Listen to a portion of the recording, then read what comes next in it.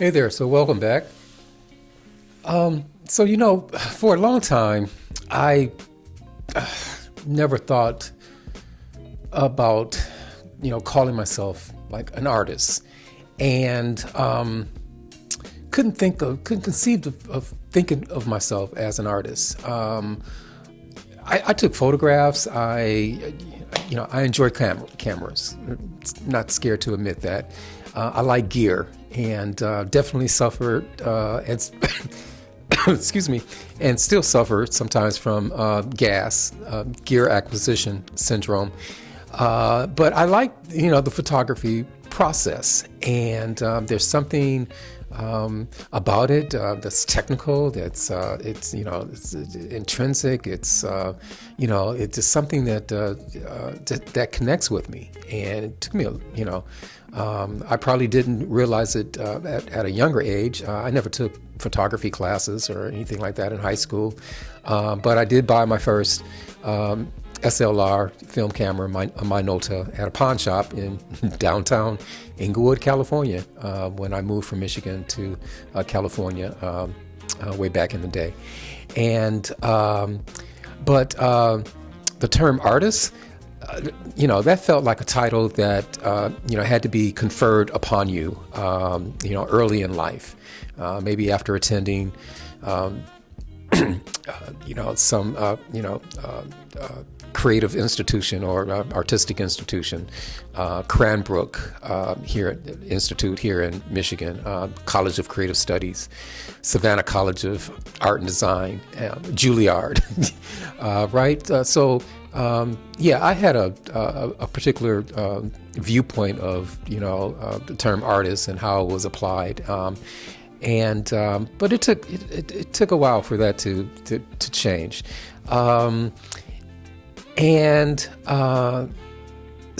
not subscribing to somebody else's conference upon you as an artist was something that came later in life. What I didn't realize, though, was that photography was quietly teaching me how to be an artist. And long before, I was able to admit that to myself. So this video isn't about techniques. It's not about gear. It's about how I learned to think like an artist later in life through my craft and medium, which is photography. So when I look back at some of my earlier photographs, I don't see bad images. It's probably a little bit of a white lie, because I am my own worst critic. And so it took me a while, and I'll explain a little bit later, getting away from that heavy criticism of my own work. But what I see now, when I look back on those images, I see curiosity, I see hesitation. Even if I didn't realize it at the time. So I was heavily focused on getting things right.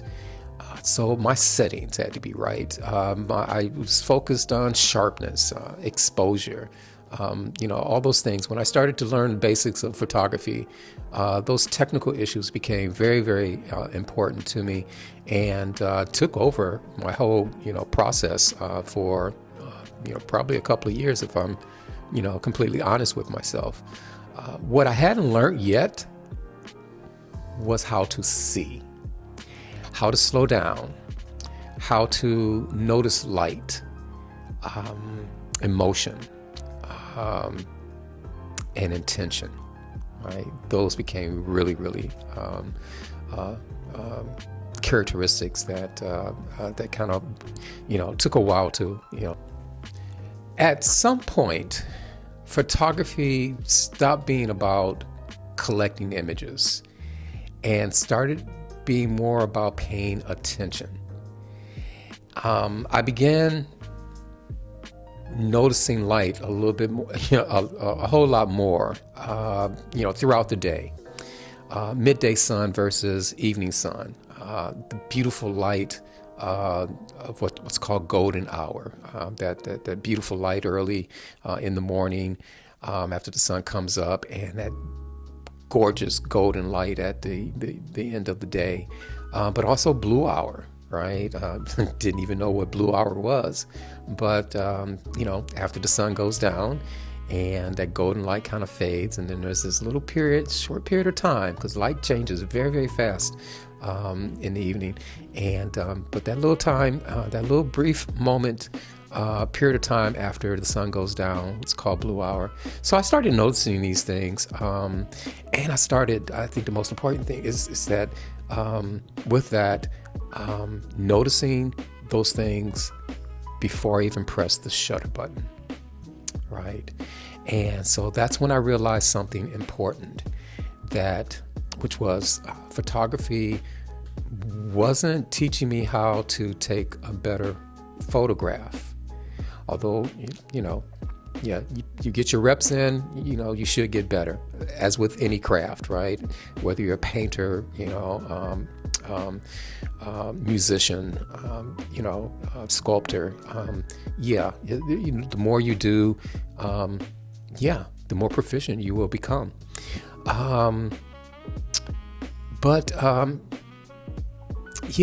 So it wasn't teaching me how to be, to take better photographs, although that's, definitely a byproduct. But it was teaching me how to be present. And that was very, very important. And let me explain why. So like I said, for me, for a long time, the thought of being an artist meant, having confidence, talent, some kind of formal permission or conference of, some type of degree or accolade or award, gallery showing or something like that. Just some kind of formal permission, right? But what I learned instead is that I think being an artist is about three things, for me at least. And so, the first thing, I've come to find out that artists, they practice attention rather than, perfection, right? So, paying attention to your subject, your thought process, the feelings that you get, of your creative process, mood, tone, whatever you want to call it. That was a thing, and I still battle with that, still today. That need to be perfect in everything that I do. And it's important to kind of release that, not be burdened by it, not let it, tie you down. I'm learning that with YouTube, and I'm just getting started with this YouTube experiment. Where I have this need to, make these videos as perfect as I possibly can. And nothing is going to be further from the truth. It's not going to be perfect, and that is completely okay. The second thing I think I learned was that artists allow for imperfect work, like I said, right? Because growth requires that evidence, right? You start someplace, you progress, and not so much you end up someplace, but you do take another step along your journey that is in a better place, in a better thought process, and a better technique than what you started off with. And that is just natural progression in your craft, right? You will get better over time, right? The third thing I think I've discovered was that artists, they develop taste before skill, right? There is something that is, there's a feeling sometimes that you get, that works well long before you understand why And if that makes sense, right? So there is a feeling sometimes that I get when I'm taking a photograph of something, and I'm not sure, why that feeling comes up, but there's something, about the light, about the shadows, about the subject matter that just moves me in a certain way. And when I tie into that, and when I tap into that, when I feel that vibe, it's a good feeling, and it's for me it's a sign of progression. And I think once I understood that, calling myself an artist became it stopped feeling like an overreach. It stopped feeling as if that I had to have someone else's approval or someone else's okay or blessing to call myself an artist. And it started feeling more like a honest description of the processes that I was going through. And I think that's a beautiful thing. So in your art, in your particular creative process, I'm hoping that you will realize the same thing. So if you're watching this and you're wondering, how to reconnect with your creativity, there's a few things that has helped me, albeit all through my genre of photography. And so the first thing I think it's I began to, and I'm still working with this. I'm still struggling with this sometimes, but giving myself more permission to make work without expectation. Just the pure enjoyment of creating something. And that is, especially for me in the wintertime here in Michigan, there's lots of snow outside. Right now it's bright and sunny, but the day didn't start that way. And so, a winter scene in itself, snow on the trees, even though it's, bone chillingly cold outside.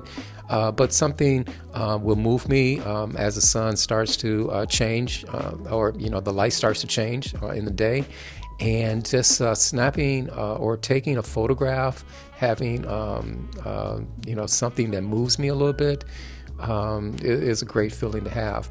The second thing I think for me is when I review my images now, it's more with curiosity as opposed to criticism. And boy, do I work on that. That is something, because I'm my own worst critic.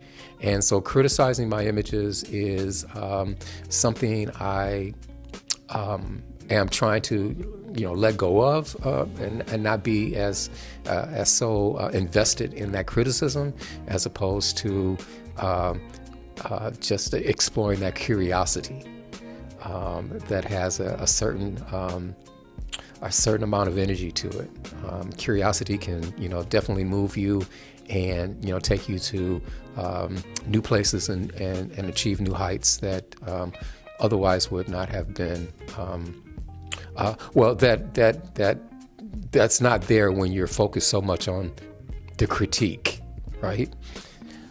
And the third thing, I think I'm focusing more on consistency over confidence. And so none of those three things requires starting young, but it definitely requires getting started, so get started. So if your creativity is feeling dormant, I refuse to believe that it's gone. I think it's just, it's waiting for your attention, most definitely. Photography has taught me that learning how to be an artist is not about age and definitely not about timing. It's about allowing yourself to see, right? To show up. And I think if this resonates with you, I love to hear, where you are in your own creative journey. So I hope that you will come by again. I think my next video will be more on the behind the lens approach to my processes. Maybe talk about different tools that I have, different pieces of gear that allow me to continue this journey and enjoy this late focus at this particular time in my life. So we'll see you in the next video.